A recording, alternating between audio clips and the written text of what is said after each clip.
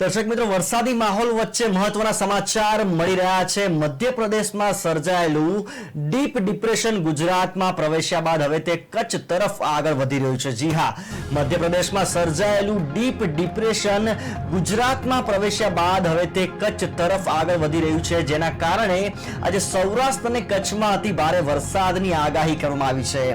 આના કારણે સૌરાષ્ટ્ર અને કચ્છમાં આજે અતિ ભારે વરસાદની આગાહી કરવામાં આવી રહી છે અને ઉત્તર ગુજરાતના કેટલાક વિસ્તારોમાં પણ જળબંબાકારની સ્થિતિ સર્જાઈ શકે છે.